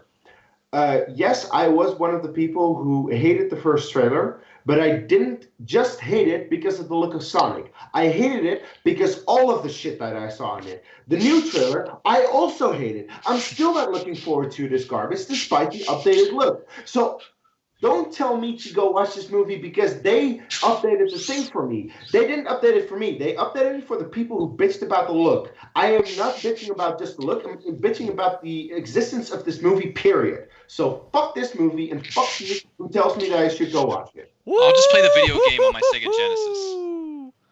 Well done, Kees. The video games are fun because I grew up playing them on my Genesis as well as didn't they have a version of that for the Game Gear? Of course they did. There was a version of everything for Game Gear because that was Sega too, wasn't it? I think it was. Sega Game Gear, the handheld version of a Game Boy. Yeah. Yep. My brother had it. Before my time. Oh, I'm sorry, Kees. I don't mean to date myself, but yeah. Ryan, you're only like 3 years older than either of us. I know, it's great, isn't it? Right? 5 years. 5 years. I don't know. That's a lot of years, man. Too many. Oh yeah, that's right. You are in your 30s. Never mind. Yeah, dude. I'm in my early 30s. Sorry. Still 30s. It's okay. Hey, guess what? Fun fact. I was born when The Living Daylights came out. Whoa. The Living Daylights, Timothy Dalton's first movie. Yeah, so wow, you're pushing 35 here pretty soon.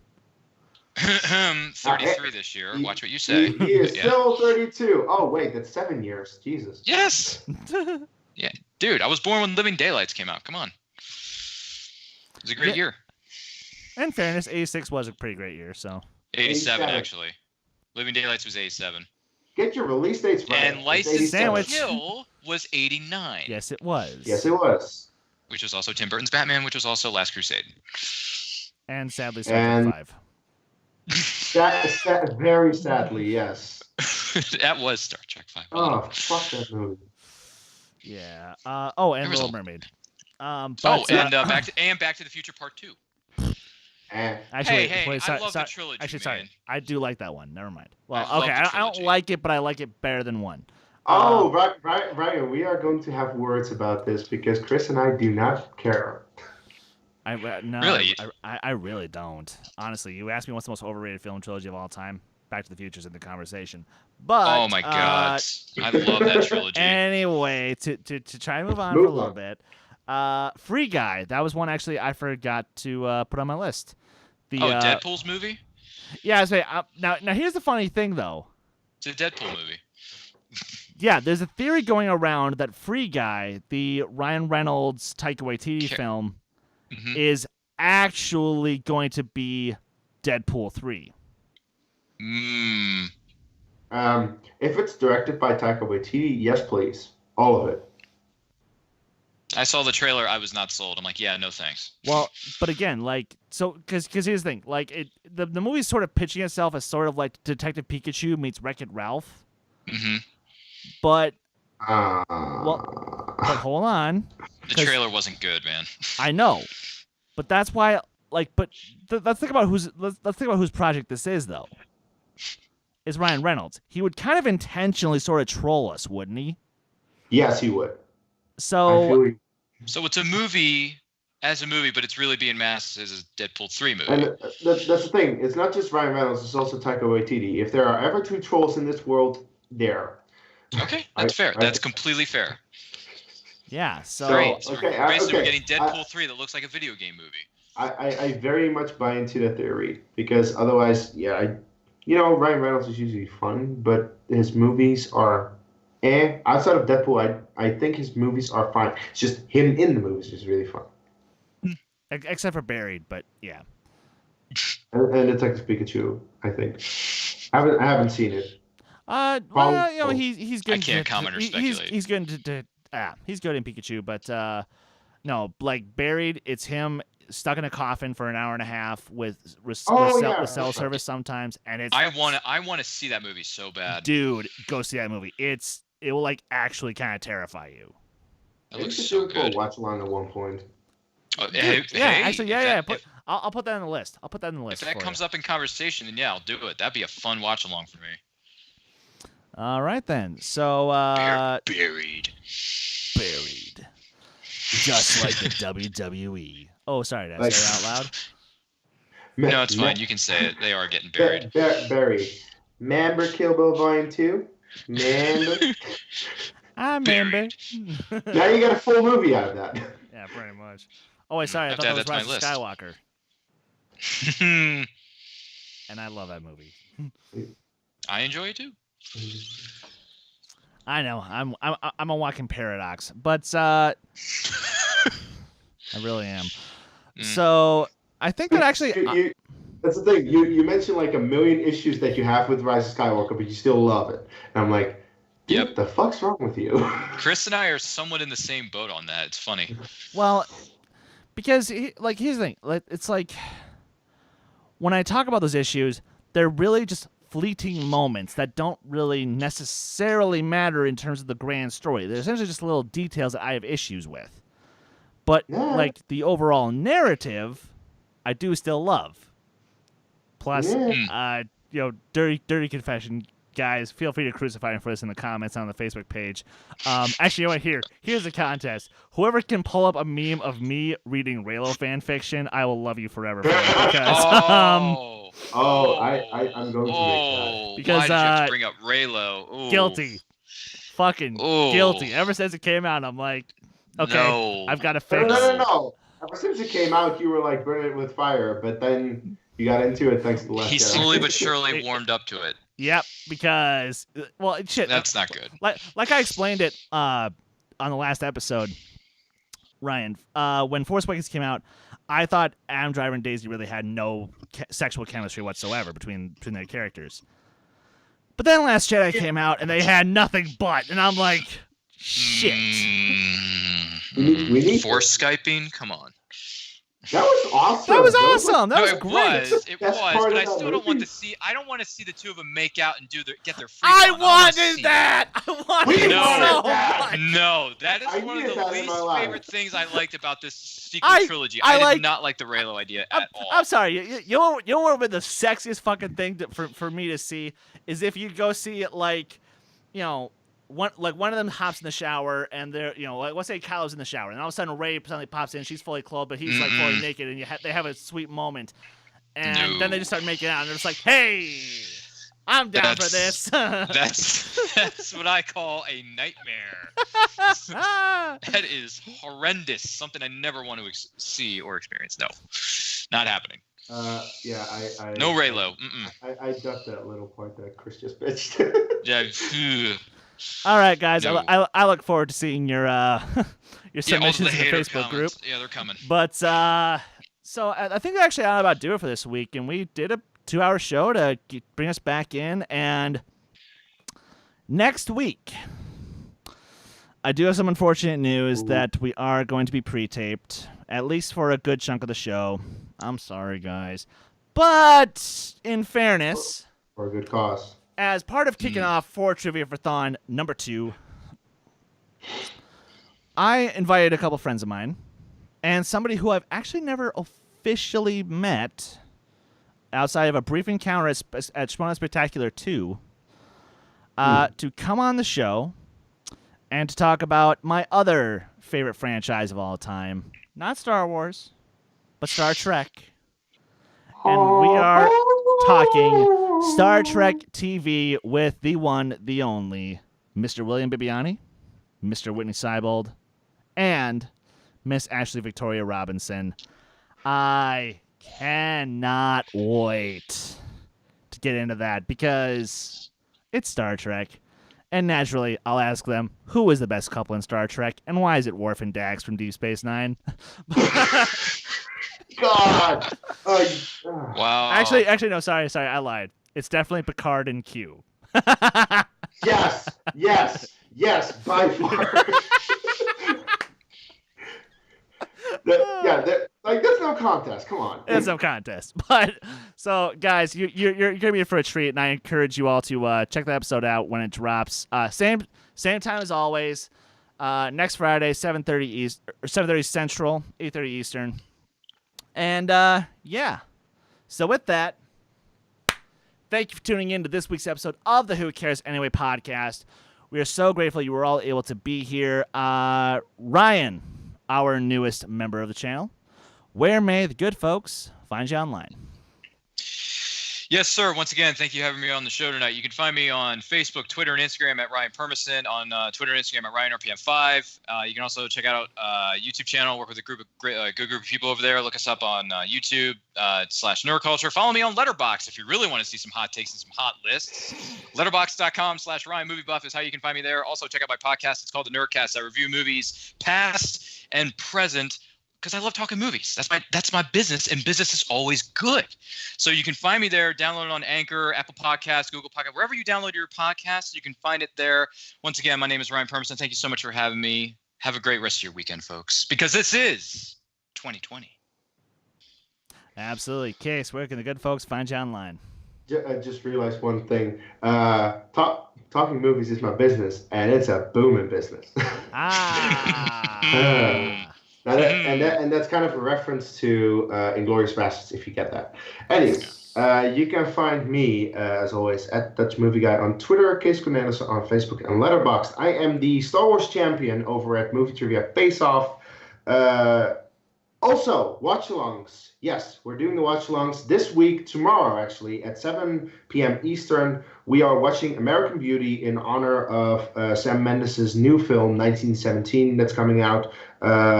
Chris might join, Ryan will join, Nico will join.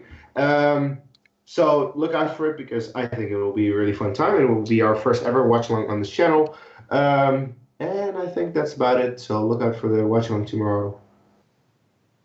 Yep, I'm done. And, of course, you guys can always follow me on Twitter, Instagram, Stardust, Letterboxd, and Discord at Skywalker Dohmen. You guys can follow this very channel on Twitter and Instagram at D2A Channel. Please like our Facebook page, join our Facebook group, keep up with the conversation, and, yeah, a lot of new exciting things coming. And, guys, I can't wait to finally be able to talk about what my other latest project coming is. But until next week, when we do have to pre-tape, so I guess in 2 weeks when we have our next live show again, until then, you know what to do. Take care.